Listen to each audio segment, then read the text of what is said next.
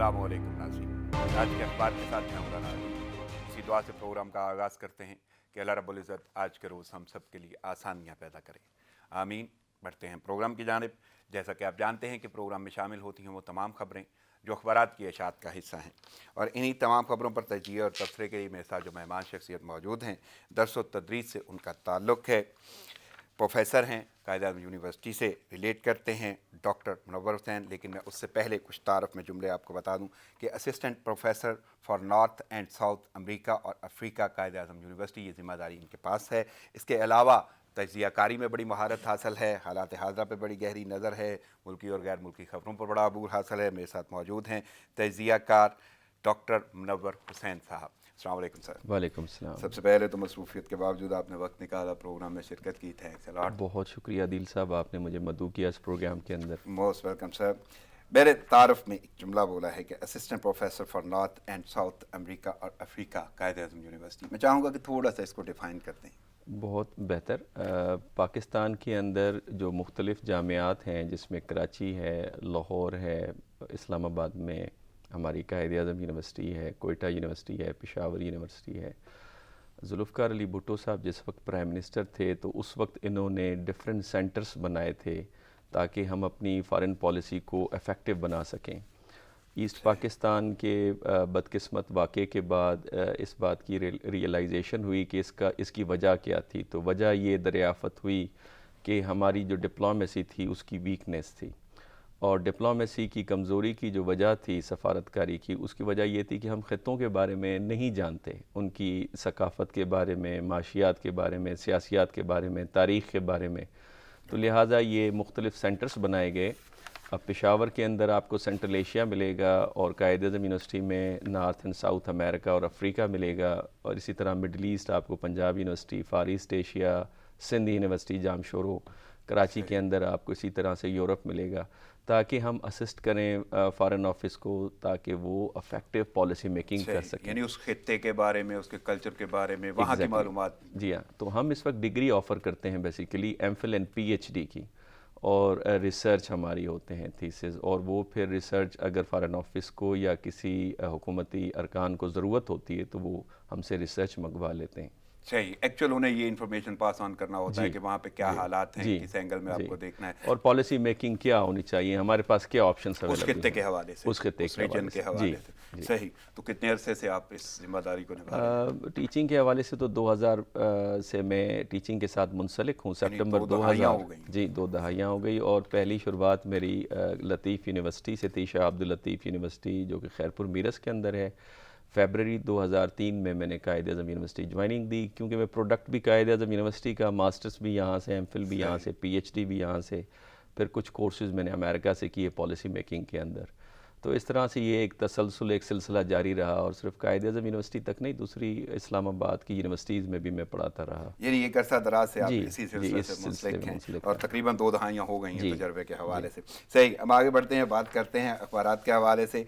आज की जो लीडिंग स्टोरीज़ हैं, जो अखबारात की जीनत बनी, उनमें सबसे पहली खबर, मुल्क मज़ीद लॉकडाउन बर्दाश्त नहीं कर सकता, टैक्स महासल में 800 अरब रुपए की कमी, कोरोना को फैलने से नहीं रोक सकते, आइंदा दिनों में मुतासरा इलाकों को बंद करना पड़ सकता है, ये कहना है वज़ीर आज़म इमरान खान का। और एक हल्का सा जायज़ा मैं आपके सामने रख देता हूँ कि पाकिस्तान में कोरोना की बदतरीन सूरत हाल है। एक दिन में रिकॉर्ड 4896 केसेस रिपोर्ट हुए, मुतासरा अफराद की तादाद 89,200 से बढ़ गई, और ये बड़ी तेज़ी से इंक्रीज़ हो रही है ये तादाद। तो कैसे देख रहे हैं सारी सूरत हाल को? वज़ीर आज़म इमरान खान का जो विजन है और जो उनका बयान है आज का कि मुल्क मज़ीद लॉकडाउन बर्दाश्त नहीं कर सकता, ओवरऑल जो सूरत हाल है पूरी दुनिया के अंदर वो तो बहुत ही ख़तरनाक है इस हवाले से। और आप देख रहे हैं कि मुख्तलिफ़ ममालिक जो हैं वो अपनी काविशें कर रहे हैं कि किस तरह से इस वबा को कंट्रोल किया जाए। चाइना से जो स्टोरी स्टार्ट होती है वुहान से, तो फिर हमें यूरोप में फैलती हुई नज़र आती है, इटली उससे ज़्यादा मुतासर नज़र आता है, उसके बाद फिर अमेरिका में हम सूरत हाल देखते हैं। हमारे एशिया के अंदर भी आप देखते हैं कि ईरान के अंदर जिस तेज़ी के साथ ये फैला, और इस वक्त पाकिस्तान और इंडिया बहुत तेज़ी के साथ फैल रहा है। और एक स्टडी भी इस हवाले से आई थी कि जून के पहले हफ्ते में पाकिस्तान में 1 लाख के करीब केसेस होंगे, जो कि इस वक्त साबित हो रहा है। सही। अब इसका जो सबसे ज़्यादा असर اس وبا کا دنیا کے اوپر اگر پڑا ہے تو وہ اکانومی کے اوپر پڑا ہے، معاشیات کے اوپر پڑا ہے، اور اسپیشلی جو امیر ممالک ہیں جیسے امریکہ ہو گیا، اگر وہاں پہ بھی ہم بزنسز کو دیکھیں تو وہ بزنسز ہمیں بینک کرپٹ ہوتے ہوئے نظر آئیں، اور میرا خیال ہے کہ 7 سے 8 ماہ لگیں گے دوبارہ بیل آؤٹ پیکیجز دینا، ان کو ریوائیو کرنا، اور جو ایک ماڈرنائزیشن اور ریسرچ اور ٹیکنالوجی کی طرف جو توجہ تھی وہ دنیا کی رک جائے گی، اور اس طرف زیادہ وہ متوجہ ہوں گے تاکہ لوگوں کو کس طرح سے ان کی جو اہم ضروریات ہیں جس میں غذائی ضروریات ہیں ان کو پورا کیا جا سکے۔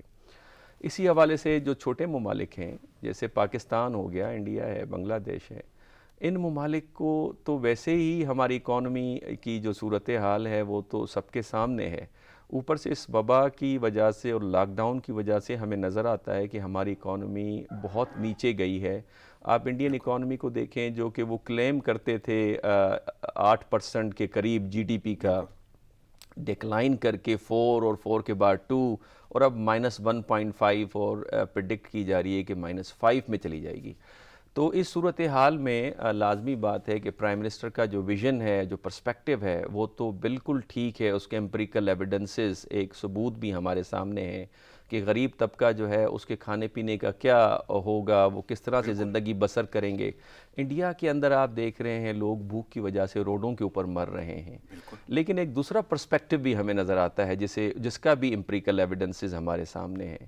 وہ پرسپیکٹیو یہ ہے کہ انسان کی زندگی جو ہے، وہ لائف جو ہے، وہ سب سے پہلے ہے۔ Death's day is a doomsday, جان ہے تو جہان ہے۔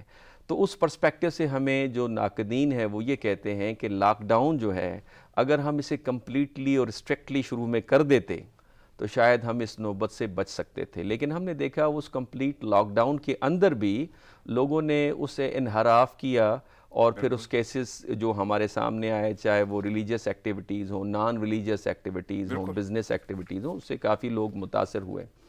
مجھے یوں لگتا ہے کہ ہمیں وایا میڈیا یعنی درمیانی راستہ اختیار کرنا پڑے گا، نہ کمپلیٹ لاک ڈاؤن، اس کا تجربہ بھی ہمارے ہاں نہیں اچھا چونکہ اس کے حوالے سے اویئرنیس نہیں ہے، تو درمیانی راستہ یہ کہ جو ایک اب اسمارٹ لاک ڈاؤن کی بھی بات ہو رہی ہے، اب اسمارٹ لاک ڈاؤن جو ہے اس کو آپ کس طرح ڈیفائن کریں گے، چونکہ ڈیفینیشن جو ہے آف کانسیپٹ وہ لیڈ کرتا ہے کنکلوژن کا۔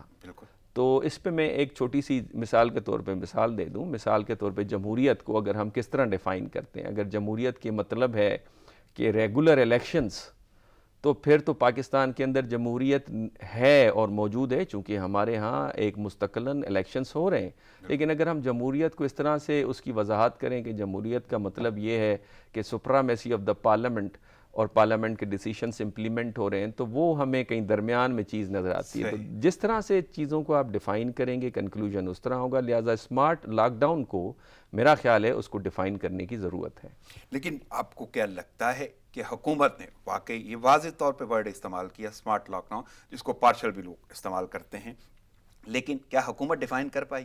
کیونکہ واقعی میں آپ کی اس بات سے اتفاق کرتا ہوں، اور پروفیسر اور آپ نے اتنا وقت گزارا ہے اور آپ کے لیکچرز ہوں گے، آپ نے تو اس کو امپلیمنٹ کر کے دیکھا کہ کسی بھی ڈیفینیشن کا کیا اثر ہوتا ہے، واقعی کنکلوژن نکلتا ہے یا نہیں نکلتا۔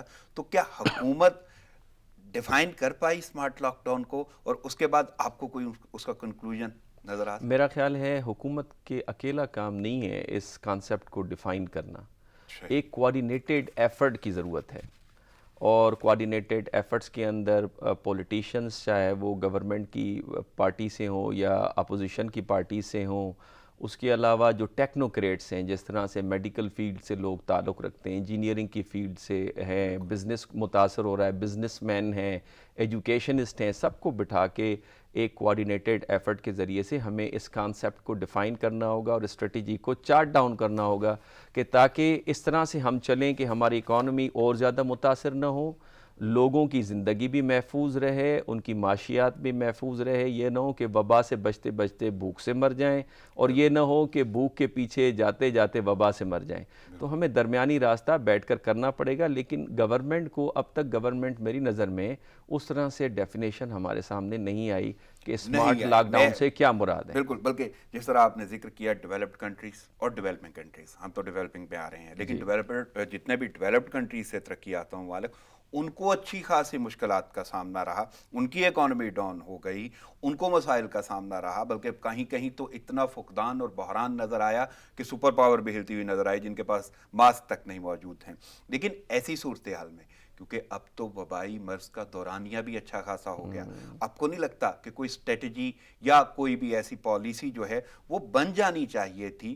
دوسرا, حکومت کا ایک پورا نیٹ ورک ہے, کابینہ ہے, افراد ہیں, پروٹوکول ہیں, سیکٹریز ہیں, ادارے ہیں, اس کے باوجود کوئی فائنل شیپ اس کی ڈیفینیشن کی, وہ اسمارٹ لاک ڈاؤن کی ڈیفینیشن کی فائنل شیپ سامنے نہیں آئی, بلکہ ڈیفائن ہی نہیں ہو پائی. تو آپ کو نہیں لگتا کہ یہ تاخیر کہیں نقصان کی جانب جائے گی؟ بالکل نقصان ہم اٹھا رہے ہیں. جس تیزی کے ساتھ وبا پھیل رہی ہے اور تعداد دیکھیں اس وقت 90,000 کے قریب آ گئی ہے, اور آپ نے خود کہا کہ وبا جو ہے ایون ایوانوں کو بھی اس نے ہٹ کیا ہے, چاہے کے پی کے منسٹر سے تعلق اگر ہو. اجازت دیں تو میں ہیڈ لائنز کو کوٹ کر دیتا ہوں, آپ کے سامنے رکھ دیتا ہوں. سب سے پہلے تو ایم کیو ایم پاکستان کی خاتون ایم پی اے شاہانہ اشر کا ٹیسٹ بھی مثبت آ گیا, اور اس سے پہلے تقریباً 10 سے زائد کی تعداد ہے اراکین اسمبلی کی, وہ نیشنل اسمبلی ہو یا پروونشل اسمبلی, اور اس کے ساتھ ساتھ بہت سارے شہید ہو رہے ہیں, شہداء کی تعداد بڑھ رہی ہے, 5 تک تو وہ جا چکی تھی, اور یہ سارے کے سارے اراکین اسمبلی ہیں. لیکن اہم بات یہ ہے کہ پارلیمنٹ نے بھی خطرے کی گھنٹی بجا دی. مزید 10 ملازمین میں وائرس کی تصدیق, مجموعی تعداد 30 ہو گئی. وفاقی وزیر فواد چودھری کا اجلاس میں شرکت نہ کرنے کا فیصلہ, لیکن اجلاس ہے وہ اس کا اپنا ایک پروٹوکول اور معاملہ ہے کہ وہ کہاں تک آگے کیری فارورڈ ہوتا ہے, لیکن پلیٹ فارم بھی یہی ہے صرف عوام کے لیے کہ عوام کے مسائل ڈسکس ہو سکیں. معاملہ یہ ہے کہ وہاں پہ بھی لتھارجی ہے, کوئی بے حسی کا مظاہرہ ہے, ملازمین میں کرونا آ رہا ہے, اور ایوانوں تک اگر یہ پہنچ گیا ہے تو جنہوں نے عوام کے مسائل حل کرنے سے وہ خود مسائل میں گھرے ہوئے نظر آتے ہیں. تو یہ ساری کی ساری صورتحال واقعی اگر ہم لنک کرتے ہیں حکومت کی کارکردگی سے تو پھر سارا سیناریو کدھر جاتا ہو. یہاں پہ ہمیں حکومت کی ویکنیس تو نظر آ رہی ہے, بلکہ ایک بڑا اچھا ایک ریسرچ جرنل آتا ہے ساؤتھ ایشیا میں, ڈپلومیسی اس کا نام ہے, اور جو ابھی کا شمارہ جون 2020 کا جو 67th ایشو ہے اس کے اوپر اگر آپ جا کے دیکھیں تو اس نے اس بات کو پوائنٹ آؤٹ کیا ہے کہ جو شروع میں اسٹریٹجی بن جانی چاہیے تھی, ایک کوآرڈینیٹڈ efforts between governmental party and opposition کی پارٹیز کے درمیان میں, وہ ہو نہیں پایا.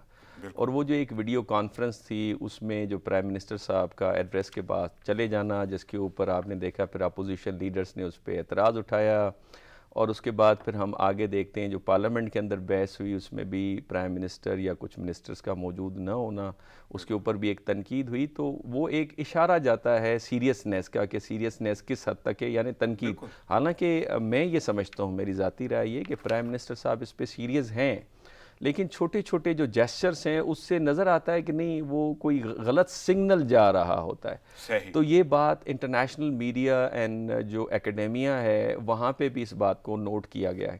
اچھا, جو سب سے زیادہ الارمنگ بات عدیل صاحب جو مجھے نظر آتی ہے وہ جو فرنٹ لائن واریئرز ہیں, آپ کے جو میڈیکل ڈاکٹرز ہیں, اگر وہ متاثر ہو رہے ہوں اور وہ مر رہے ہوں, بلکہ میں اس طرف بھی جاؤں گا. اس سے پہلے میں تھوڑا سا مزید وزیر اعظم کے بیان کو آپ کے سامنے رکھوں, کیونکہ ابھی تک وزیر اعظم جو کہتے نظر آ رہے ہیں وہ شروع سے یہی کہہ رہے ہیں کہ وہ لاک ڈاؤن نہیں کریں گے, سخت لاک ڈاؤن نہیں ہوگا, بلکہ ایون آج کی جو ہیڈ لائنز ہے وہ تو مزید لاک ڈاؤن برداشت ہی نہیں کر سکتے ہیں. کہتے ہیں کہ کورونا پھیلے گا, محفوظ رہنے کا واحد راستہ SOPs پر عمل درآمد ہے, مکمل لاک ڈاؤن کوئی حل نہیں ہو سکتا ہے, ہاٹ اسپاٹ مقامات کو بند کرنا پڑے, اور مزید نئے چیلنجز سے وہ خبردار کر رہے ہیں. اب وزیر اعظم واضح بھی کر رہے ہیں, خبردار بھی کر رہے ہیں, اور آغاز سے وہ یہ کہتے رہے کہ مکمل لاک ڈاؤن نہیں ہم کریں گے, لیکن آگے کابینہ ہے, آگے انتظامیہ ہے, اسٹرکچر ہے, اسٹریٹجیز ہیں, وہ کہیں پہ امپلیمنٹ ہوتی نظر نہیں آ رہی, SOPs پر عمل نہیں ہو رہا. تو ایسی صورتحال میں آپ سربراہ کو کیسے دیکھ رہے ہیں, وزیر اعظم کو کیسے دیکھ رہے ہیں, کابینہ کو کیسے دیکھ رہے ہیں, اور عوام کا کیا رد عمل آپ کو نظر آ رہا ہے, کیونکہ وہ تو سفر کر رہی ہے. عوام کا جو رد عمل ہے وہ تو ہم سب کے سامنے ہے. مجھے بڑی حیرت ہوتی ہے جب میں میڈیا کو دیکھتا ہوں. جس وقت لاک ڈاؤن ہوا تھا تو اس وقت بھی کرٹیسزم ہو رہا تھا کہ جی کیا بنے گا غریبوں کا, اور جس وقت لاک ڈاؤن نہیں ہو رہا اور اس کو تھوڑا سا نرمی برپا کی گئی ہے تو آپ دیکھتے ہیں کرٹیسزم ہمیں میڈیا کے اوپر نظر آتی ہے. اور میڈیا جو ہے وہ پرسیپشن اوپینین کرتا ہے, پرسیپشن میکنگ کرتا ہے لوگوں کی. ہمارے پاکستان کے اندر آپ کو پتہ ہے کہ بڑی تعداد تعلیمی یافتہ نہیں ہے, اور جو تعلیمی یافتہ بھی ہے وہ کورونا کے حوالے سے ویل اویئر نہیں ہے. اب پرائم منسٹر صاحب کا یہ بھی کہنا کہ ہم جی وہ ایک ٹائیگر فورس بنائی ہے جس میں 1 ملین لوگوں نے اس میں شمولیت اختیار کی ہے, اس پہ بھی سوالیہ نشان ہے کہ کیا وہ ٹرینڈی یافتہ ہیں, ان کی ایجوکیشن کیا ہے, ان کی اسٹریٹجی کیا ہے, کس طرح سے وہ ایک اویئرنیس کریٹ کریں گے. اگر میڈیا فیل ہو گئی, ڈاکٹرز فیل ہو گئے, پڑھے لکھے لوگ آپ سوشل میڈیا پہ دیکھتے ہیں روز ایک ویڈیو ہمارے سامنے آتی ہے, تو ٹائیگر فورس ایسا کیا نیا کرے گی کہ جس کے ذریعے سے اویئرنیس پھیلے گی. تو اس کو بھی ذرا اس کی وضاحت کرنے کی ضرورت ہے. لیکن اس کو اوورال پکچر میں دیکھتے ہیں. جس وقت یہ وبا شروع ہوئی تو ہمارے پاس ایک ماڈل چائنا کا ماڈل تھا, کمپلیٹ لاک ڈاؤن, اور ہم نے دیکھا انہوں نے اس پہ مکمل قابو پایا. پھر ہم نے دیکھا کہ وہی جو یورپ کے اندر جب یہ گیا تو یورپ کی ایک اپنی ساخت, ایک اپنا تاریخی پس منظر, ایک اپنا سیاسی نظام ہے. ریاست کو اتنی طاقت نہیں ہوتی کہ وہ لوگوں کی آزادی, آزاد نقل و حمل اور رائے کے اوپر پابندی عائد کرے, لہٰذا انہوں نے تھوڑا سا نرمی دکھائی. اور ہم نے دیکھا کہ پھر اسپین میں کیا ہوا, فرانس میں کیا ہوا, ایون برٹن کے اندر کیا ہوا, اٹلی کے اندر کیا ہوا. لیکن جیسے ہی ہم نے دیکھا انہوں نے کمپلیٹ لاک ڈاؤن کیا اٹلی کے اندر, تو ہمیں اس کے مثبت اثرات نظر آنا شروع ہو گئے. پھر ایران کا کیس بھی ہمارے سامنے ہے کہ ایران میں بھی یہ اب کل کی بات ہے, سعودی عرب کا آپ کیس اٹھا لیں, سعودی عرب پھر 1 یا 2 ہفتوں کے لیے مکمل لاک ڈاؤن کی طرف جدہ جا رہا ہے. تو میرا خیال ہے کہ اس میں ہمیں مکسڈ پالیسی, جہاں پہ زیادہ کیسز نظر آ رہے ہیں جس طرح پرائم منسٹر صاحب نے خود بھی فرمایا, وہاں پہ آپ اسے کمپلیٹ لاک ڈاؤن کریں. اور ایس او پیز کے اوپر تو میں کہوں گا کہ یہ جو جرمانے پنجاب پروونس نے کیا ہے, سارے پروونسز کو اس کو فالو کرنا چاہیے اور تھوڑے جرمانے سخت ہونے چاہیے. اور ایس او پیز کے حوالے سے میں بالکل ایگری کرتا ہوں پرائم منسٹر صاحب سے کہ ایس او پیز پر سختی سے عمل ہو, لیکن سختی سے عمل کروانا کس کا کام ہے؟ حکومت کا کام ہے. اگر سختی پہ عمل نہیں ہو رہا تو ذمہ داری حکومت کی ہے, کیونکہ چیئر کے اوپر آپ ہیں, اتھارٹی آپ کے پاس. بلکہ جس طرح آپ نے سعودی عرب کا ذکر کیا, وہاں پہ واقعی سعودی شہر جدہ میں دوبارہ کرفیو نافذ, صبح 6 سے دوپہر 3 تک پابندیوں میں نرمی ہوگی. سعودی عرب میں 2.5 ماہ بعد تمام مساجد میں نماز جمعہ کی ادائیگی. ترکی میں بھی ایس او پیز کے تحت نماز جمعہ ادا کی گئی. لیکن یہ تمام کی تمام چیزیں اپنی جگہ پہ, انٹرنیشنل سناریو اپنی جگہ پہ, جس طرح آپ نے ذکر کیا کہ چائنا نے اوور کم کیا, چائنا نے قابو پایا اور مکمل لاک ڈاؤن کیا. حالانکہ انہیں یہ تمام کی تمام صورتحال کا سامنا اچانک کرنا پڑا. ان کے پاس کوئی مثال نہیں تھی, کوئی ایسا جیسچر نہیں کہ آپ کوئی آئیڈیا لے لیں. شروع میں پتہ بھی نہیں تھا کہ یہ کرونا وائرس ہے کہ نہیں ہے, کون سا ہے یا نہیں ہے, اور دوسرا اس کے جو اثرات ہو رہے تھے. اس کے بعد یورپ, اس کے بعد امریکہ, اور جتنی سنگینی ہم نے دیکھی, اس سنگینی کے بعد پاکستان ایک تو واقعی ترقی پذیر ملک ہونے کے ناطے, دوسرا اتنی شدت کے بعد اگر آپ کو واقعی اسی وبائی مرض کا سامنا ہے جو پینڈیمک ہے, پوری دنیا کو سامنا ہے, تو آپ کو کیا لگتا ہے کہ حکومتی اقدامات جو ہیں آنے والے وقت میں کیا اتنے کارگر ہوتے ہوئے نظر آ رہے ہیں کہ کوئی فائدہ ہوگا, یا یہ سارے کا ساری صورتحال ایسے ہی چلتی رہے گی؟ کیونکہ لاک ڈاؤن نہیں کر سکتے, اسمارٹ لاک ڈاؤن, اس میں جو ہیں وہ کمزوریاں نظر آ رہی ہیں, ایس او پیز پر عمل نہیں ہو رہا. حکومت جواب دہ بھی ہے اور ذمہ دار بھی ہے, لیکن کون جواب دے گا اور کون اس کا ذمہ اٹھائے گا؟ یہ ساری کی ساری صورتحال آپ کو نہیں لگتا کہ پاکستان کے حوالے سے کس طرف جا رہی ہے؟ کوئی نقصان ہوتا ہوا, یا شدت ہوتی ہوئی, سنگینی یا گمبھیر سچویشن ہوتی, یا واقعی ہم ایزیلی اس معاملے سے باہر آ جائیں گے اسی طرح پارشل یا اسمارٹ لاک ڈاؤن کے ساتھ؟ جو ریسرچ ہے ہمارے سامنے وہ تو یہ ہے کہ ایک دفعہ یہ پیک لے گا اور اس کے بعد کنٹرول ہوگا, اور کچھ عرصے کے بعد اس نے دوبارہ پیک لینا ہے اگر ہم اس اسٹڈی کی طرف جائیں. لیکن میرا ایک ضمن سوال ہے, سوری, کہ وہ پیک کو آپ ڈیفائن کیسے کریں گے؟ کیا وہ فگرز آپ کو بتائیں گے, یا واقعی کوئی ایک نارمل سناریوں میں یا ویوز میں ہمیں دکھتے ہوئے نظر آئے گا کہ لوگ جا رہے ہیں یا مر رہے ہیں یا اس کا شکار ہو رہے ہیں؟ وہ پیک کیسے ڈیفائن کریں گے؟ پیک وہی کہ کرونا وائرس, یعنی کچھ ایکسپرٹس کا تو یہ بھی ویو پوائنٹ ہے عدیل صاحب کہ کرونا وائرس, اس وہ کہتے ہیں ڈرنے کی ضرورت نہیں ہے, البتہ یہ آپ کو علم ہونا چاہیے کہ یہ یا تو آپ سے گزر گیا یا آپ سے یہ گزرے گا. چونکہ اب یہ عام لوگوں میں پھیل گیا ہے. پہلے تو ہم یہ کہہ رہے تھے نا کہ جو ایران سے لوگ آئے ہیں, جو یورپ سے لوگ آئے ہیں, جو سعودی عرب سے لوگ آئے ہیں, پہلے تو ہم یعنی چائنا سے لوگ آئے ہیں, وہ ختم ہو گئے, وہ اب ہمارے اندر ہے وہ چیز. اب جب ہمارے اندر ہے تو لہٰذا ہمیں فقط ایک ہی راستہ ہے, وہ احتیاط کا راستہ ہے جو ایکسپرٹس ہمیں بتاتے ہیں, اس پہ سختی سے عمل کرنا ہے. اور اس کے لیے دیکھیں وہ انسان ہی نہیں جو نئے حالات کے مطابق اپنے آپ کو ڈھالے نہیں. بالکل. اور یہ تو زندگی کا معاملہ ہے تو باقی معاملات ہوں گے نا آپ کے. اور دنیا میں اس پہ ایگریمنٹ ہے کہ یہ کم از کم سال سے پہلے جانے والا نہیں ہے. لہٰذا اس انداز سے اپنی لائف اسٹائل کو آپ نے چینج کرنا ہوگا, کام کرنے کے طریقہ کار کو چینج کرنا ہوگا. اب آتے ہیں حکومت کی ذمہ داری. دیکھیں بظاہر تو یوں لگ رہا ہے کہ حکومت میں اس میں کمزوری نظر آتی ہے, لیکن حکومت سے کیا مراد صرف پی ٹی آئی کی پولیٹیکل پارٹی ہی حکومت ہے؟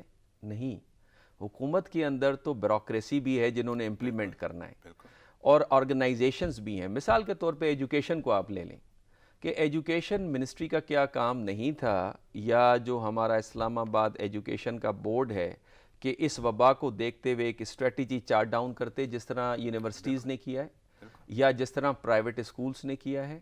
اسی طریقے سے کیا دوسرے جو صحت کا ادارہ ہے یا دوسرے جو تمام ادارے ہیں کیا وہ حکومت پاکستان سے تنخواہ نہیں لے رہے؟ کیا یہ پی ٹی آئی کا ہی کام ہے کہ صرف وہ اسٹریٹجی کو چارٹ ڈاؤن کرے؟ ہاں, پی ٹی آئی یہاں تک رسپانسبل ہے کہ اس نے سپروائز کرنا ہے, اس نے اپنا ویژن دینا ہے, اس نے پالیسیز کو ان کے ذریعے سے بیوروکریسی کے ذریعے سے امپلیمنٹ کروانا ہے, وہ اکاؤنٹیبل ہیں اپنی جگہ پہ. لیکن ایک بحیثیت پاکستانی ہماری کیا ذمہ داری بنتی ہے؟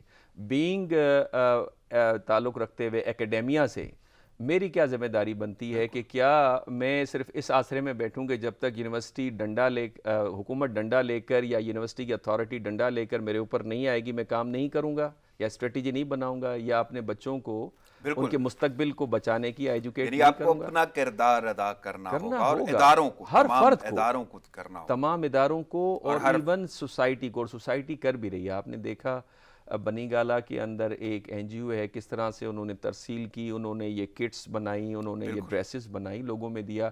پھر آپ دیکھتے ہیں کہ وہ ایک تحریک بھی چلی آپ کے ٹی وی چینل کے توسط سے کہ وہ نیکی کی ٹوکری, بالکل, اور وہ دیکھیں کتنا اس کا اثر ہوا. تو لوگ تو کر رہے ہیں, تھوڑی سی ایک سپرویژن کی ضرورت ہے. میں یہ کہتا ہوں کہ ٹائیگر فورس جو ہے نا یہ بھی کارآمد ہوگی, لیکن اگر ٹرینڈ ہو, ان کی ایجوکیشن, ان کی کوالٹی, ان کی اویئرنیس, یہ نہ ہو کہ ان کو چھوڑ دیں اور وہ پتہ چلے کہ جی ان کو بھی کرونا وائرس ہو گیا اور وہ بھی ان کو لینے کے دینے پڑ گئے. لیکن ڈاکٹر صاحب ایک بڑا عجیب معاملہ پاکستان میں شروع ہوا ہے, کیونکہ سیاست, حکومت, اپوزیشن, اور اس کے بعد اپوزیشن کے بھی معاملات کچھ ایسے ہیں کہ مرکز کی حکومت باقی صوبوں میں نظر نہیں آ رہی یا ہے ہی نہیں. جس کو ہم دیکھیں پیپلز پارٹی ہے سندھ میں لیکن مرکز میں نہیں ہے, اور اسی طرح بلوچستان لیکن باقی صوبوں میں قدرے نظر آ رہا ہے. لیکن سندھ اور وفاق اگر ہم جملہ استعمال کریں تو کرونا بحران سے مل کر نمٹنا ہے. باشعور طبقے نے سندھ حکومت کے اقدامات کی تعریف کی.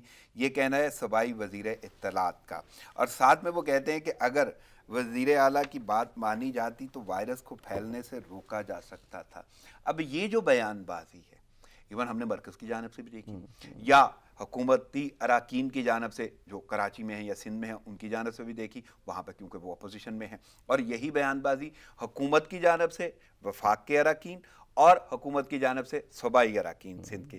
اب یہ ایسی صورتحال میں جب آپ کو وبائی مرض کا سامنا ہے, پینڈیمک ہے اور زندگیاں داؤ پہ لگی ہوئی ہیں, وہاں پہ بیان بازی اور ایک دوسرے کو اس قسم کی بات کرنا اور معاملات کو نظر انداز کر کے, عوام کو نظر انداز کر کے اپنی کہی ہوئی باتوں پہ رہنا, اس کو کیسے دیکھ رہے ہیں؟ عدیل صاحب, بات اصل میں یہ ہے کہ جب قوموں کے اوپر وقت آتا ہے نا تو اس مشکل وقتوں سے نکلنے کا ایک ہی راستہ ہے, اور وہ ہے اتحاد. جو ہمارے بانی پاکستان قائد اعظم محمد علی جناح نے بھی اپنے 3 اصولوں میں سے ایک اصول انہوں نے یہ دیا جس کو ہم کہتے ہیں کوہیسونیس. اگر ڈویژن ہوگی تو کبھی بھی آپ نہیں نکلیں گے, اور عوام جو کہ خواص کو دیکھ رہی ہے, بالکل, اگر خواص کا عالم یہ ہے کہ وہ جملہ بازی اور ایک دوسرے کے اوپر تنقید, تو عوام کا جو پہلے ہی حال برا ہے معاشی صورتحال کی وجہ سے, پھر اس وبا کی وجہ سے, اور پھر جو اور مشکلات ہیں زندگی کی, جو سہولیات نہیں ہیں, جو بجلی کی ہمارے پاس حالت ہے, یوٹیلیٹیز باقی مسئلے مسائل تو ویسے ہی بہت زیادہ ہیں, تو وہ عوام کہاں جائے گی؟ تو یہ خواص کی ذمہ داری ہے کہ وہ ذمہ داری کا مظاہرہ کریں. بالکل, اور اس کا پہلا جو ہے وہ حضرت علی کرم اللہ وجہہ فرماتے ہیں کہ یہ جو الفاظ ہیں یہ آپ کی نمائندگی کرتے ہیں, بتاتے ہیں کہ آپ جو ایک دکان کی مانند ہیں, آپ کی دکان کے اندر کیا موجود ہے. تو یہ تو سوچ سمجھ کے ہمیں بات کرنی چاہیے، پہلی بات۔ اور حیرت ہے کہ میں لفظ تنقید اتنا استعمال نہیں ہو رہا، اب جو صورتحال ہے ایسی صورتحال کو تکرار کہا جا سکتا ہے۔ تکرار ایگزیکٹلی، یہ تکرار ہے۔ لیکن اب دوسری جگہ آتے ہیں، دوسری بات کی طرف۔ دوسرا اس کا پرسپیکٹیو یہ ہے، دوسرا پہلو یہ ہے کہ 18th امینڈمنٹ کے بعد صوبوں کو خود مختاری ہے، بالکل، لہٰذا جو فیڈرل گورنمنٹ ہے وہ کچھ اداروں کے اندر تو پالیسی کو امپلیمنٹ کر سکتی ہے، ادروائز پروونشل گورنمنٹس کو ایڈوائز کر سکتی ہے، سجیشنز دے سکتی ہے، اوپینین دے سکتی ہے۔ اب یہ ذمہ داری پروونشل گورنمنٹ کی ہے، اور چونکہ ہمارے ہاں جمہوریت ہے لہٰذا وہ اکاؤنٹیبل ہیں، اگر وہ غلط کریں گے تو کل کو انہوں نے ووٹ کے لیے لوگوں کی طرف جانا ہے، اور اس طرح اگر ان کی پرفارمنس ٹھیک نہیں ہوگی تو فلٹر آؤٹ ہوگا۔ تیسری بات یہ کہ ہم یہ کہتے ہیں ایکیڈیمیا میں کہ یہ جو دنیا ہے نا عادل صاحب، یہ ورلڈ آف نیریٹیوز ہے، کوئی سچ اور جھوٹ کی بات نہیں ہوا کرتی، نیریٹیوز کی بات ہوتی ہے۔ تو جس کا نیریٹیو ڈومینیٹ کر رہا ہوتا ہے تو وہ کہتے ہیں جی یہ سچ ہے۔ اسی لیے جو نیو مارکسسٹ یا جو کرٹیکل تھیورسٹ ہیں وہ کہتے ہیں کہ جب بھی کوئی نیریٹیو دیکھیں یا علم دیکھیں تو اسے اندھا ہو کے قبول مت کریں، اس کے پیچھے جو کوگنیٹو انٹرسٹ ہیں، جو سیاسی، معاشی، سماجی مفادات ہیں، اس کو سمجھنے کی کوشش کریں۔ تو ان نیریٹیوز کے پیچھے، چاہے وہ صوبائی حکومت ہے یا مرکز کی حکومت ہے، اس کے پیچھے ایک پولیٹیکل مقصد ہے، ایک سیاسی مقصد ہے، اس کو ہمیں سمجھنے کی ضرورت ہے۔ اسی وجہ سے ایگزیکٹلی ہمیں تکرار نظر آتی ہے۔ لیکن یہ کتنا مزریبل کنڈیشن ہے کہ جب زندگی اور موت کی کشمکش ہے، جس میں پوری دنیا پھنسی ہوئی ہے اس کشمکش میں، تو اس وقت بھی آپ سیاست کریں۔ بالکل ٹھیک ہے عادل صاحب، یہ معاملہ تو اس حد تک سیریس ہے کہ جو ریاست کا جو نظام ہے دنیا میں، ٹریٹی آف ویسٹ فیلیا 1648 کے بعد وجود میں آیا، تو 5 بنیادی جو اقدار تھیں، ویلیوز تھیں، وہ مرکوز ہوئیں ریاست میں، ریاست کی ضرورت بتاتی ہیں۔ اگر وہ فلفل نہیں کرتی ریاست تو ریاست کو ریاست کہلانے کا حق نہیں ہے۔ اس میں سب سے پہلی جو چیز ہے، جو ویلیو ہے، وہ سیکیورٹی ہے، سیکیورٹی ٹو لائف۔ اب زندگی کو خطرہ صرف ہتھیاروں سے نہیں ہے، زندگی کو خطرہ وباؤں سے ہے، زندگی کو خطرہ سونامی ٹائپ سے ہے، زندگی کو خطرہ انوائرمنٹل ڈیگریڈیشن سے ہے، زندگی کو خطرہ بھوک سے ہے، زندگی کو خطرہ جو ہے الٹریسی سے ہے۔ لہٰذا حکومت کا پہلا، اگر زندگی بچانی ہے جس کی وجہ سے ریاست کی اوبیڈینس واجب ہوتی ہے روسو کے مطابق، تو پھر تو ریاست کی ذمہ داری ہے کہ وہ لائف کو پروٹیکٹ کرے۔ لائف کو پروٹیکٹ لائف ہوگی تو پھر ہم بات کریں گے لبرٹی کی بھی اور پراپرٹی کی بھی۔ بالکل بالکل۔ تو آپ کو لگتا ہے کہ یہ سارے کے سارے کام ہو رہے ہیں، یہ فرائض انجام دیے جا رہے ہیں؟ میرا خیال ہے کمزوری تو ہے، اور کمزوری نہ ہو تو اتنی تنقید کیوں ہو؟ بلکہ میں جس کا آغاز میں ہم نے ذکر کیا تھا، بھوک کے حوالے سے بات ہو رہی تھی، اور اسپیشلی معیشت کے حوالے سے۔ کورونا بحران، ابتدائی مرحلے میں 30 لاکھ افراد بے روزگار ہونے کا خدشہ، غربت کی شرح بھی 33.5% تک جائے گی۔ مشیر خزانہ کا تحریری جواب سینٹ میں جمع ہو گیا ہے۔ تو کیسے لگ رہا ہے آپ کو؟ کیا دیکھ رہے ہیں کہ جملہ تو وہی ہے جو وزیر اعظم کہا کرتے تھے کہ ہم نہیں چاہتے لوگ بھوک سے مر جائیں، لیکن بھوک اپنی جگہ پہ، زندگی اپنی جگہ پہ، زندگی کا ہونا ہی تو بھوک کا ہونا ہوگا۔ اور اوپر سے یہ جو صورتحال ہے، اور ایک اور بڑا اہم امیج ہے، اور وہ ہے حکومت کا، تحریک انصاف کا، کیونکہ وہ تو نوکریوں کے دعوے یا نوکریوں کی آس، یا عوام کو وہ جو کمپین کے دوران کہا جاتا رہا ہے، لوگ تو اس کو دیکھ رہے ہیں۔ حالت ایسی ہے، ایک طرف تو یہ ہے کہ آپ کو پینڈیمک کا سامنا، لیکن دوسری طرف معاشی بحران واقعی ایک اتنا بڑا ہو چکا ہے کہ حکومت کے لیے ایک چیلنج ہے۔ تو ساری صورتحال کو کیسے دیکھ رہے ہیں؟ معاشی بحران تو ان کو ورثے میں ملا ہے، صحیح، لیکن میرا خیال ہے اس کے اندر جو سنجیدگی اور پیچیدگی خود پی ٹی آئی کی حکومت لے کر آئی ہے مزید۔ میرا خیال ہے کہ اگر شروع میں ایک ویل ڈیفائنڈ اسٹریٹجی ہوتی ان کے پاس معاشیات کے حوالے سے، تو میرا خیال ہے اس حد تک ہم نہ جا پاتے۔ دیکھیں، آتے ہی آپ کی پالیسیز یہ تھیں کہ آپ نے کہا کہ جی حکومت کی زمینوں پہ قبضہ ہے، ان کو خالی کرایا جائے، جس سے بے روزگاری ہمیں بڑھتی بھی نظر آئی۔ یعنی اگر اس کے اوپر یہ پلان ہوتا، جو کہ انہوں نے کام صحیح کیا، لیگلی تو کام آپ نے صحیح کیا، لیکن کیا اس کا الٹرنیٹیو آپ نے عوام کو پرووائڈ کیا؟ نہیں کیا۔ تو جو بے روزگاری ہے اس میں آپ کی پالیسیز کا کردار بھی ہمیں نظر آ رہا ہے۔ بالکل. اگر آپ ان کو الٹرنیٹیو جگہ دیتے، بالفرض آپ نے ایک ہوٹل گرا دیا، ہوٹل کے اندر 10 لوگ کام کر رہے تھے تو وہ بے روزگار ہو گئے. بالکل. اور لیکن پھر بڑی عجیب سی بات ہے کہ جو بھی شخص پالیسی بنا رہا ہے، اسٹریٹجی بنا رہا ہے، حکمت عملی تیار کر رہا ہے، وہ دونوں پہلوؤں کو کیوں نہیں سوچ رہا؟ یعنی آپ کو نہیں لگتا کہ یہ بہت بڑا ایک فقدان نظر آتا ہے کہ آپ کی پالیسیز ناکام اس وجہ سے ہو رہی ہیں؟ چاہے آپ لیگل کام کر رہے ہیں، لیکن دوسری طرف آپ عوام کے لیے بھی تو سوچیں، اس کو آلٹرنیٹ تو دینا ہے آپ کو. لیکن کیوں نہیں ہو پا رہا؟ آپ کو لگتا ہے کہ کیا حکومت میں کمزوری ہے، یا ٹیم میں کمزوری ہے، یا جس طرح آپ نے لفظ بیوروکریسی کا استعمال کیا، یا میں لفظ انتظامیہ کا استعمال کروں، یہ ساری کی ساری جو مجموعی حالات ہیں، اس میں اسٹریٹجیز کیوں نہیں بن پا رہی؟ میرا خیال یہ ہے کہ جو عام آدمی کی نمائندگی ہے نا حکومت میں، وہ جو عام آدمی کا درد ہے نا، صحیح. اس کی فیلنگ نہیں ہے وہاں پر. میں نے صحیح. اس لیے لفظ استعمال کیا تھا خواص اور عوام. بالکل. اگر عوامی پراپر نمائندگی ہو حکومت کے اندر تو میرا خیال ہے پھر اس طرح کی پالیسیز بنے. ریڑے صحیح. والے کی کیا آواز اس بالکل اٹھائی ڈیسیشن جا میں رہی ہے. ہاں اٹھائی جا رہی ہے یا وہاں پہ آواز پہنچ رہی ہے؟ سیاسی جو پولیٹیکل پارٹیز ہوتی ہیں نا، اس کا کام ہی یہ ہے. صحیح. پولیٹیکل پارٹی بیسیکلی برج ہوتی ہے، پل ہوتی ہے. عوام کی خواہشات اور ان کی ضروریات کو نعروں کی شکل میں آرٹیکولیٹ کر کے حکومت تک پہنچاتی ہے. بالکل. تو یہاں پہ تو اپوزیشن اور حکومت کی پارٹی لڑتے ہوئے ہمیں نظر آ رہی ہیں. وہاں پہ تو ایگریمنٹ نہیں ہے. آپ نے خود فرمایا کہ تکرار ہے ایک بالکل. یہ کووڈ-19 جو تنقید کہ نہیں ہے، وہ بڑا تکرار ہے. سیریس. بالکل. ایگزیکٹلی. تو جب تک ایک عام آدمی کی نمائندگی نہیں ہوگی جو کہ لوکل گورنمنٹ میں تھی، حالانکہ بالکل. جنرل پرویز مشرف صاحب جو تھے وہ کوئی سیاسی شخصیت نہیں تھے، کوئی پولیٹیکل پارٹی سے نہیں تھے.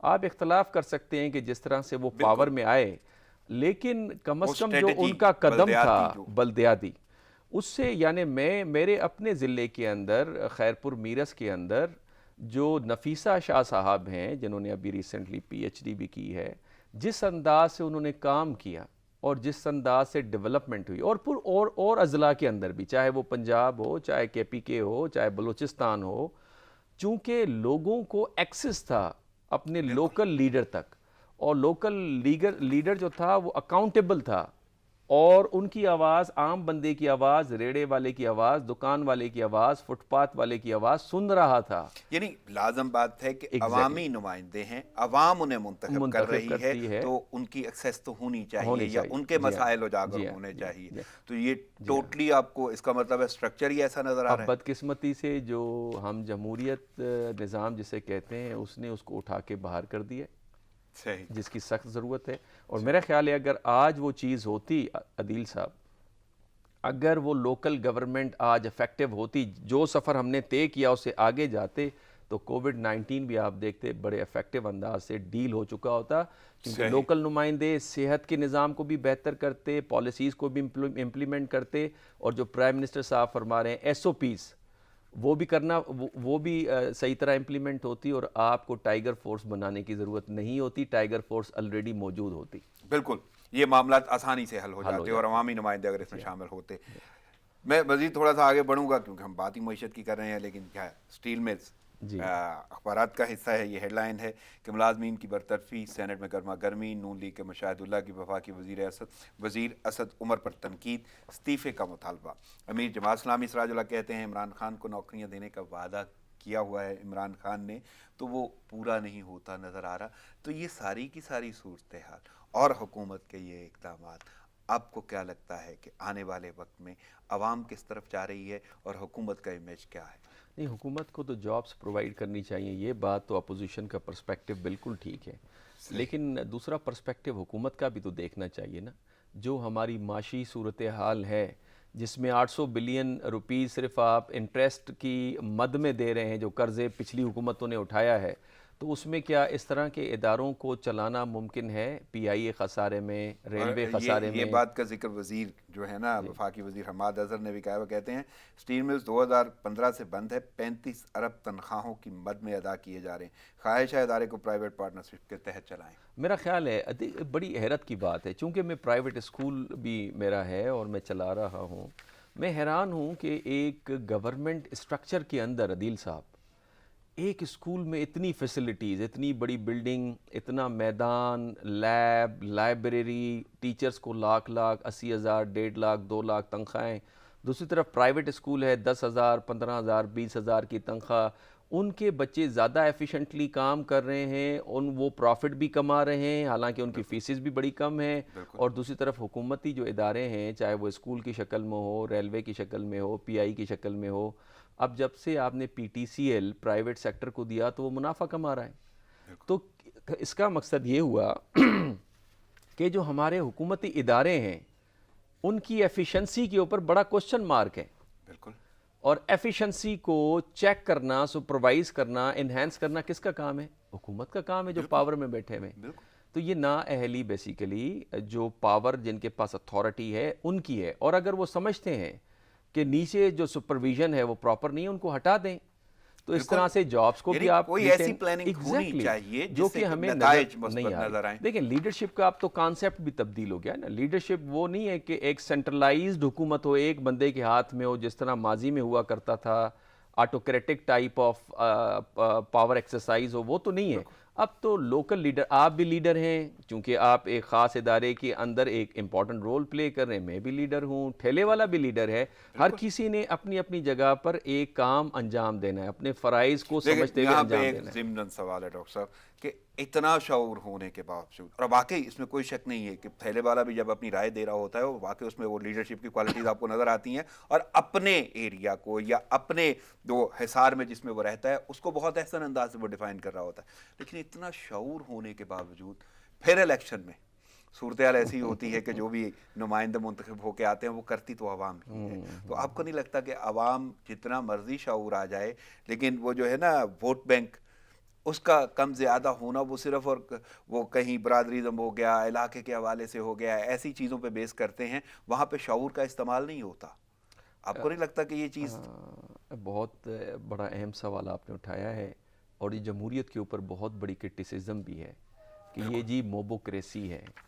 چونکہ جوہلا کی تعداد زیادہ ہوتی ہے لہٰذا تعداد ووٹ وہ دیتے ہیں، لہٰذا ان کی پالیسیز جس طرح کے نمائندے کے لائیں گے تو اس سے آپ اندازہ ہو سکتے ہیں. یہ کرٹیسزم ہے. لیکن اس کا جواب یہ ہے کہ جمہوریت کے جو مسائل ہیں وہ جمہوریت کے ذریعے سے ہی حل ہوتے ہیں. جتنی زیادہ جمہوریت کی پریکٹس ہوگی فلٹر آؤٹ ہوگا. ہمارے سامنے بہت سارے ممالک کی مثالیں ہیں. آج دیکھیں امریکہ میں پروٹیسٹ ہو رہا ہے تو پریزیڈنٹ ٹرمپ کو ایک مشکل پیش آنے والی ہے آنے والے الیکشنز میں بیکاز آف دا پالیسیز.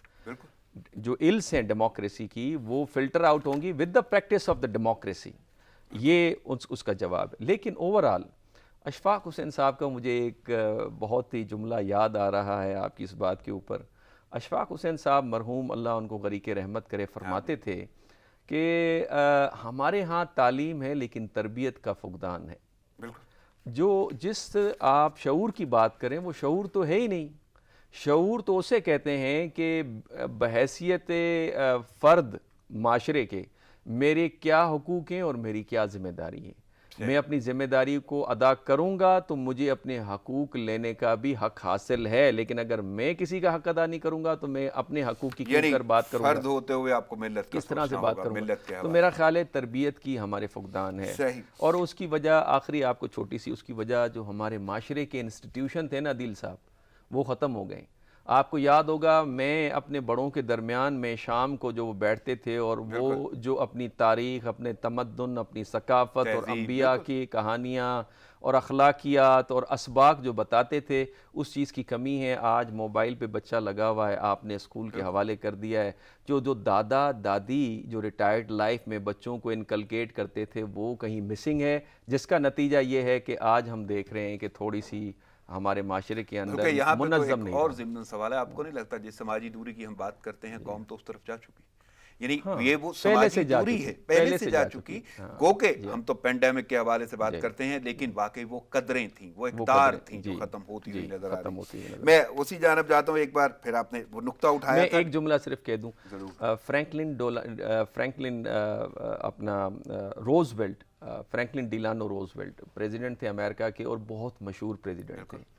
تو وہ کیا کرتے تھے کہ ریڈیو پر خطاب کرتے تھے لوگ آگ جلا کر بیٹھتے تھے، ان کے خطاب کو سنتے تھے. وہ جسے ہم کہتے ہیں سندھی میں کچہری یا آپ پنچایت یا چوپائل کہہ لیں، یا پھر آپ وہ جو وہ اکٹھے ہو کے بیٹھنا بات کرنا، جو جس طرح کے پی کے اندر ان کا اپنا ایک مہمان خانہ ہوتا ہے. تو وہ اس چیز کو میرا خیال ہے میں سجیشن دوں گا آپ کے توسط سے، اس پروگرام کے توسط سے اپنے پرائم منسٹر صاحب سے، عمران خان سے. ایک کیرسمیٹک پرسنالٹی ہے، دنیا ان کو دیکھتی ہے، فالو کرتی ہے. تو اس طرح کا پروگرام شروع کریں اور لوگوں کے ساتھ ڈائریکٹ ایڈریس کریں ریڈیو کے ذریعے سے. اس طرح سے ریڈیو بھی ریوائیو ہو جائے گا، یا میڈیا جس میں ٹیلی ویژن چینل بھی ہوں. میں نے بہت سارے ایسے واقعات سنے ہیں کہ جہاں جہاں پہ ایسی صورتحال ہوتی ہے لوگ بڑے کین انٹرسٹ سے سننا چاہتے ہیں وہ پروگرام. اور اسی طرح چیف منسٹر صاحبان، اسی طرح منسٹر صاحبان، جس کو ہم کہتے ہیں کہ آپ بیٹھیں لوگوں میں اور ان سے کریں. اور کورونا کی وجہ سے فزیکلی تو نہیں کر سکتے، لیکن میڈیا اتنا ڈیولپ ہو گیا ہے، آپ اس کو استعمال کر سکتے ہیں.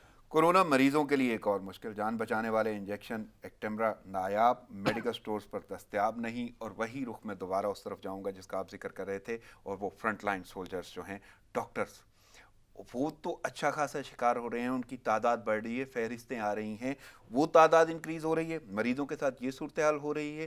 تو آپ نہیں دیکھ رہے کہ کسی حد تک یہ ڈاکٹرز اور پیرامیڈک سٹاف جو ہے اس کو بھی نظر انداز کیا جا رہا ہے، اور صورتحال مریضوں کے ساتھ بھی ایسی ہی ہے؟ میرا خیال ہے ان کو واقعا نظر انداز کیا جا رہا ہے. دیکھیں جس طرح سے یہ معاملہ شروع ہوا تھا، فوراً ہی جو ہمیں شکایات سوشل میڈیا کے ذریعے سے نظر آئیں وہ یہ کہ ان کے پاس تو خود گیجٹس پورے نہیں تھے، گلوز نہیں تھے ان کے پاس، پراپر ماسک نہیں تھے. پھر یہ کرٹیسزم بھی آئی کہ جو ہمارے خواص ہیں انہوں نے N95 ماسک پہنا ہوا ہے اور ڈاکٹرز نے عام سا ماسک پہنا ہوا ہے. تو یہ جو سگنل گیا ہے وہ کوئی اچھا سگنل نہیں گیا.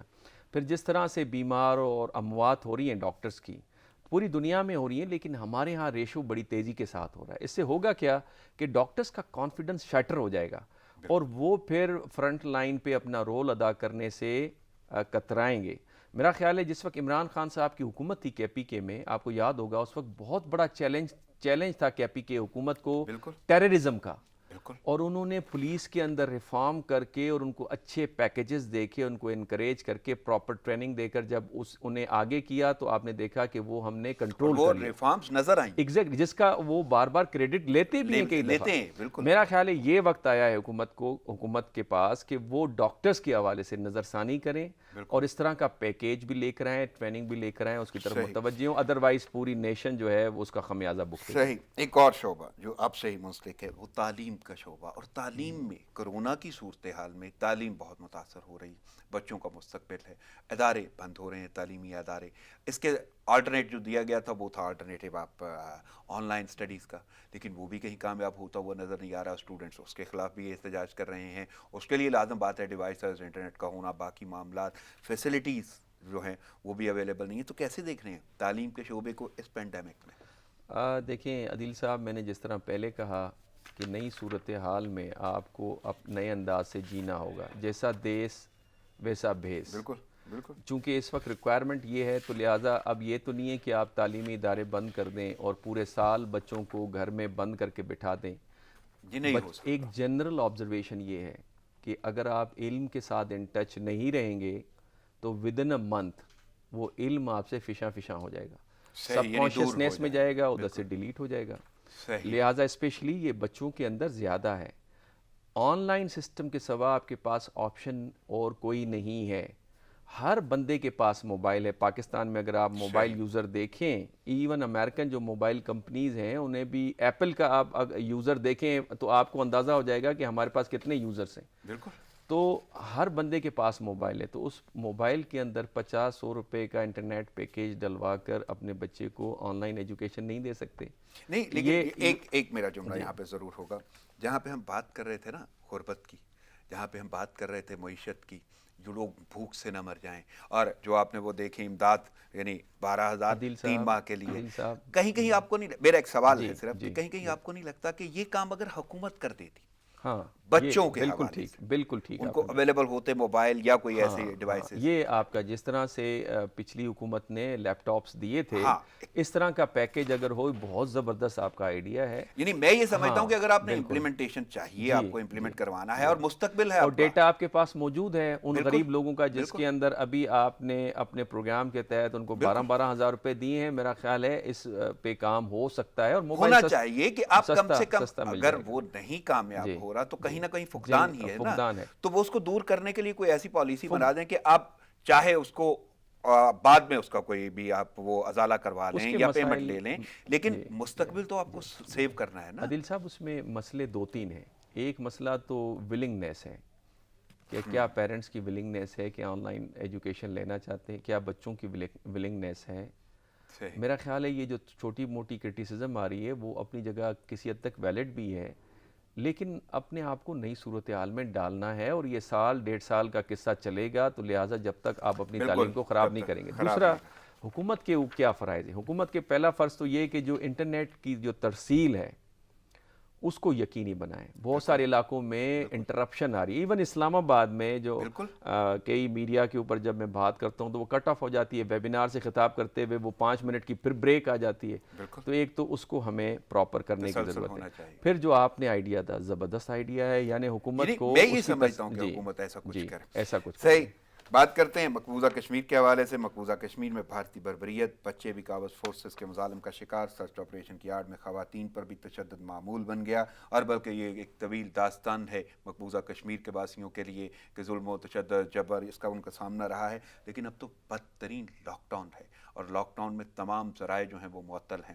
لیکن اس کشمیری کو آپ کیسے دیکھ رہے ہیں جن کے جذبے ایک عرصے سے برقرار ہیں اور پتہ نہیں کون کون سے مظالم انہوں نے سہے، جس میں وہ ہے نسل کشی بھی ہے، پیلٹ گنز بھی ہیں، بینائی سے محروم ہوتے رہے وہ لوگ، اور باقی جتنے بھی ذرائع آمد و رفت ہو گئے، ذرائع نقل و حمل ہو گئے، ذرائع ابلاغ ہو گئے، وہ تمام کے تمام وہاں پہ جام ہیں. یہ بڑی بدقسمتی ہے انٹرنیشنل کمیونٹی کے لیے، پوری انسانیت کے لیے. میں یہ نہیں کہوں گا کہ پاکستانیوں کے لیے اور جو ہمیں درد فیل ہوتا ہے اور کشمیریوں کے لیے.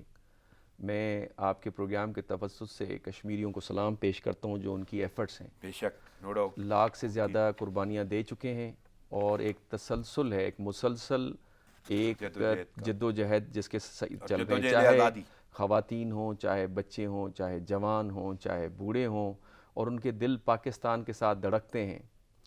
انڈیا کی بھارت نے تو اپنے پاؤں پہ بہت بڑی کلہاڑی ماری ہے. دیکھیں بھارت کے لیے کہا جاتا تھا، ایک انٹرنیشنل گلوبل پالیٹکس میں ایک نیریٹو تھا کہ جی different centres of power emerge کر رہے ہیں جس میں انڈیا بھی ہے اور انڈین اکانومی رائز کر رہی ہے. اب اس کشمیر کے حوالے سے اور جو مسلمانوں کے حوالے سے جو اندرونی طور پہ بھارت نے کیا ہے تو اس سے جو بھارت کی یونٹی ہے وہ افیکٹ ہوئی ہے. اور جب تک آپ کے پاس سوشل پولیٹیکل کوہیسونیس نہیں ہوگی، یونٹی نہیں ہوگی، تو آپ ترقی حاصل نہیں کریں گے. لہٰذا ہمیں دیکھتے ہیں کہ اب سکھوں کے اندر بے چینی، آسام میں بے چینی، اور دوسری جو تحاریک ہیں ان کے اندر ایک بے چینی نظر، یونٹی اب تقسیم میں تبدیل ہوتی نظر ایگزیکٹلی. آنے والے دور میں آپ کو لگ رہا ہے کہ بھارت کے ٹکڑے ہوتے ہوئے آپ یہ دیکھیں پچھلے ہفتے ایک فگر کے مطابق تقریباً $22 بلین انویسٹمنٹ بھارت سے نکلی ہے. تو اس سے آپ اندازہ کر سکتے ہیں مڈل ایسٹ میں جو $60 بلین ہمارے مسلمان ملکوں نے، عرب ممالک نے جو انویسٹمنٹ کی ہے، ان کو فکر لاحق ہو گئی ہے کہ ان کی انویسٹمنٹ کا کیا ہوگا، اور انہوں نے مودی کی پالیسی کو کرٹیسائز کرنا پڑا. لیکن اس کا ذمہ دار صرف مودی اور مودی کی سرکار ہے. اور وہ جو ایک ہمارے پرائم منسٹر صاحب بالکل ٹھیک کرتے ہیں جب ان کا موازنہ ہٹلر کے ساتھ کرتے ہیں کہ یہ جو آپ کی پالیسیز ہیں، جو نازیز ٹائپ پالیسیز ہیں، وہ پالیسی آپ کو کدھر لے جا رہی ہے؟ صرف انڈیا کو نہیں. دیکھیں جی چائنا نے ترقی کی تو ساؤتھ ایسٹ ایشیا کے جو نائبرنگ کنٹریز تھے انہوں نے ترقی کی، جس میں ساؤتھ کوریا بھی ہے، جس کے اندر آپ کو سنگاپور بھی نظر آتا ہے، دوسرے ممالک بھی نظر آتے ہیں. اگر انڈیا ایک اپنے نیبرنگ کنٹریز کے ساتھ برادرانہ تعلقات رکھتے ہوئے اور پنگے نہ لیتا جو بھوٹان کے ساتھ، نیپال کے ساتھ، بنگلہ دیش کے ساتھ، پاکستان کے ساتھ اور پھر چائنا کے ساتھ، تو میرا خیال ہے اس خطے کے اوپر مثبت اثرات ہوتے. اور میں آپ کو یہ بتانا چاہ رہا ہوں آپ کے پروگرام کے توسط سے کہ انڈیا اگلے 10 سالوں تک اٹھنے والا نہیں ہے. جس کنڈیشن پہ مودی صاحب اسے لے کر گئے ہیں، جو ایک ڈس یونٹی اور ایک بے چینی پیدا ہوئی ہے، اور جو اکانومی کا اس وقت جو کنڈیشن ہے، انڈیا اگلے 10 سے 15 سال لیکن یہ بھارت کے باسیوں کو سوچنا ہوگا، سوچنا چاہیے اور عقل کے ناخن لینے چاہیے، اور جو پاکستان جس ریشنل پالیسی کا مظاہرہ کر رہا ہے وہ بات عقل کی بات لینی چاہیے، چاہے وہ بندہ آپ کو پسند ہے یا نہیں ہے۔ بالکل صحیح۔ امریکہ کی بات کرتے ہیں، امریکہ میں انصاف کا دورہ معیار، سیاہ فام جارج فلائیڈ کے قتل میں ملوث پولیس اہلکار رہا، کئی ریاستوں میں مظاہرے پرتشدد واقعات میں ہلاکتوں کی تعداد 10 ہو گئی، اور بلکہ یہ مظاہرے تو پوری دنیا میں اب پھیل رہے ہیں نسلی تعصب کے حوالے سے جو صورتحال کیسے دیکھ رہے ہیں؟ دیکھیں، یہ ہم اس کو کہا جا رہا ہے کہ یہ سیکنڈ سول رائٹ موومنٹ ہے۔ کالوں کے ساتھ تو بڑا ظلم ہوتا رہا ہے، جو بلیکس ہیں، جو ہمارے بھائی ہیں بیسیکلی۔ پہلے ان کو جس طرح سے یہاں سے گرفتار کر کے افریقہ کی زمین سے لے جایا گیا اور پھر سلیو ایک کاروبار کیا گیا، اور اس کے اوپر بڑی ناولس ہیں اور بڑی دردناک، عدیل صاحب آپ پڑھیں آپ رونا شروع کر دیتے ہیں کہ جس انداز کے ساتھ ان لوگوں کو پھر ان کے بچوں کو بیچا گیا، بیوی کو کہیں اور بیچا گیا، اور جس طرح سے ظلم اور ستم ہوا۔ اور اس کے بعد 1920 میں جا کے جب خواتین کو رائٹ ٹو ووٹ ملا امریکہ کے اندر، تو کالوں کو، بلیکس جو ہیں امریکہ کے، ان کو پھر بھی نہیں ملا۔ 1970s کے اندر ہمیں نظر آتا ہے مارٹن لوتھر اور میلکم ایکس، جس کے اندر بہت پرومیننٹ باکسر محمد علی بھی اس موومنٹ کے حصہ تھے۔ ہمیں ایک تحریک نظر آتی ہے، سول رائٹ موومنٹ کہتے ہیں ہم۔ ہمیں یوں لگتا تھا کہ باراک اوباما صاحب کے پریزیڈنسی میں آنے کے بعد اور کنڈولیزا رائس کے اسٹیٹ سیکرٹری کے طور پہ آنے کے بعد یہ اب معاملہ طے ہو گیا ہے، لیکن اس معاملے نے ایک دفعہ پھر امریکن سوسائٹی کی کلئی کھول دی ہے۔ حالانکہ میں بڑا مترادف ہوں امریکن سوسائٹی کا، بڑی بینوولنٹ ہے، کائنڈ ہے، لیکن یہ حکومتی پالیسیز جو ہیں، جس طرح بھارت کے اندر مودی صاحب، تو امریکہ کے اندر ٹرمپ صاحب کی جو پالیسیز ہیں، اور کافی قدریں مشترک بھی ہیں ہمیں نظر آتی ہیں، صحیح، اور ان کے اثرات بھی آپ کو وہی نظر آ رہے ہیں۔ اب آپ دیکھیں، آپ پینٹاگان کو فرسٹ ٹائم ڈاکٹر صاحب، وقت کی قلت کے باعث مجھے اجازت لینا ہوگی، آپ کی آمد کا بہت شکریہ۔ ناظرین، پروگرام کا وقت ختم ہو جاتا ہے، مجھے اجازت دیجیے، دعاؤں میں یاد رکھیے گا، اللہ نگہبان۔